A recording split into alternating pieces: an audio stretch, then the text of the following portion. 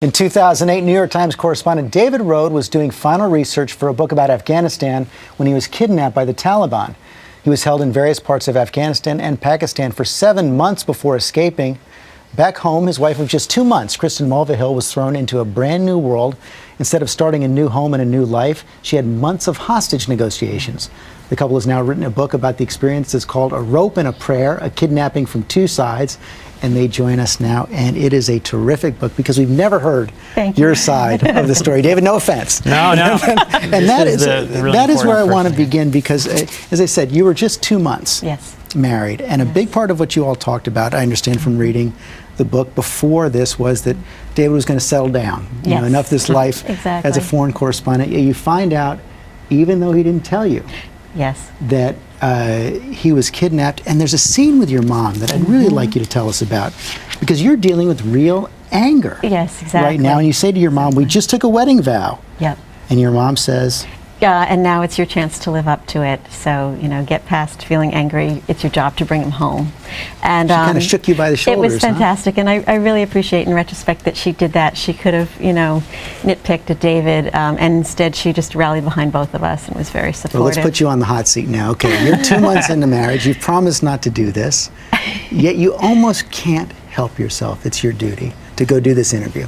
Yeah, I want to understand sort of why the United States was losing in Afghanistan and why the Taliban were so strong, but it was obviously a mistake not to tell Kristen. She's an incredibly strong woman. That's very clear in the book. And I was convinced that if I told her I was going to go to the interview, she would say, do not go. And I would have abided by her wishes. I would have not gone. So I didn't tell her, and that was And a you thought mistake. it was just going to be an afternoon's drive outside of Kabul, and you'd be back by evening. No one would ever know. He had done 3 other interviews with other Western journalists. He didn't kidnap the other Western journalists. I spoke to a journalist, a foreigner, who had met with him, and she said that, you know, he felt he was just trying to use the media to get across the Taliban's message, and instead it was a trap. Yet in those 7 months, you were, I should ask the question instead, was there ever a moment where you became convinced you weren't going to get killed? When we crossed into Pakistan, when we were taken to the tribal areas of Pakistan, this is the area where Al-Qaeda and Osama bin Laden are thought to be hiding, I thought we were doomed. I thought we'd be held for years or killed. It's really a Taliban mini-state where they can hold prisoners as long as they want. And this was all, of course, it would be brand new to anybody, but especially to your, by day, you're a photo editor at Cosmo. Magazine. You can't tell anyone, yet you're actually negotiating with the Taliban? Yeah, exactly. I mean, it was quite an ordeal to manage both worlds. In some ways, my daily job gave me some sense of normalcy and actually a bit of comic relief at times. Between negotiating with the Taliban, I was planning shoots, you know, bachelors in their boxer shorts. So it was really, you know, it was a bit of a relief at times. And then over time, it became too much to sort of keep the secret. And I did take a leave of absence to work fully on his case. The book is called A Rope and a Prayer. And David, you did not grow up religious. You didn't go into this experience as a religious man, yet you write about relying on prayer through the ordeal.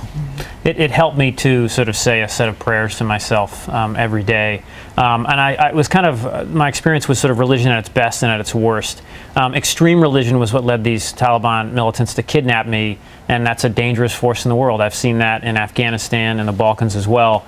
I think moderate religion is a positive force in the world, and it did help me keep going. But, you know, religion can be used for political purposes, and that's what the Taliban and Al-Qaeda are doing. They're really distorting Islam. But it kept you going to such a degree that you actually found the will, really the courage to escape. It did, and it sort of centered me every day. And in the end, we decided to escape because they were just playing games with these negotiations, and we felt we would never be released.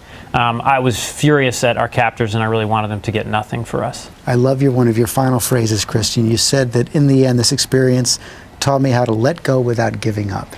Exactly. And prayer was a big part of the experience for me. And I had hope throughout that David, I really worried about his peace of mind, that he would find some sort of faith or be able to pull on some inner strength to get through this. Well, it is a fascinating book. Thanks for sharing it with us. You know, your New York Times colleague, photographer Joao Silva, recently was injured in Afghanistan, lost both his legs. So we wanted to make sure our viewers know they can see his work and learn how to help him on our website, along with an excerpt of A Rope and a Prayer. Thanks both for joining us. Thank you very much.